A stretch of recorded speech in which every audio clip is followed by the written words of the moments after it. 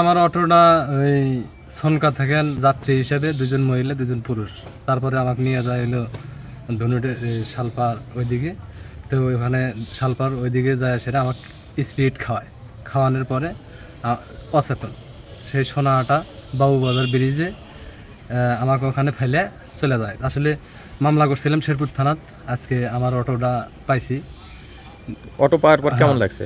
আসলে অটো পাওয়ার পরে খুবই ভালো লাগতেছে, আলহামদুলিল্লাহ। আপনার নাম কি? আমার নাম মোহাম্মদ কামরুল ইসলাম, বাসা? বাসা খানপুর কোয়ারখালী। আমাকে ধনুট মসজিদের সামনে থেকে বলছিল জামালের যাওয়ার উদ্দেশ্যে।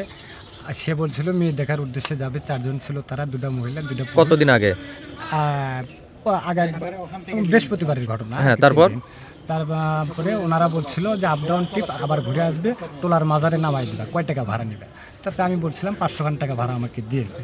এই কথা বলে আমাকে নিয়ে যা তারা ওই জামাল বাজার থেকে কিছু স্পিরিট কিনে জামাল বাজার থেকে আমাকে কিছু খাওয়ায় তারা আমার গাড়িতে নিয়ে চলে যায়। তো শেরপুর থানা এলাকার বিভিন্ন এলাকায় ইদানিং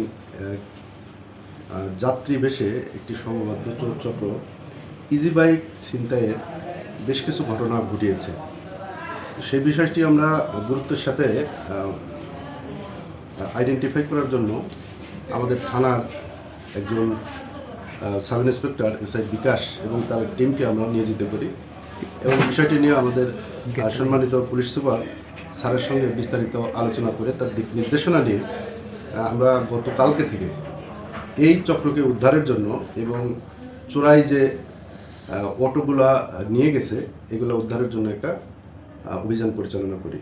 তো এই অভিযানে আমরা 4 জন এই চক্রের সক্রিয় সদস্য এবং তাদের হেফাজত থেকে এবং তাদের শনাক্ত মতো আমরা 4টি অটো বা ইজি বাইক আমরা উদ্ধার করতে সক্ষম হই এবং এই চোর চক্রের 4 জনকে, 2 জন নারী এবং 2 জন পুরুষকে আমরা গ্রেপ্তার করতে সক্ষম হই। তবে এই চক্রের আরও কিছু সদস্য আছে, তাদেরকে আমরা এখনও শনাক্ত করতে পারিনি। তবে তাদেরকে শনাক্তের জন্য আমরা সোর্স নিয়োগ করেছি এবং তাদের গ্রেপ্তারের জন্য আমরা যথাযথ অভিযান পরিচালনা অব্যাহত রেখেছি।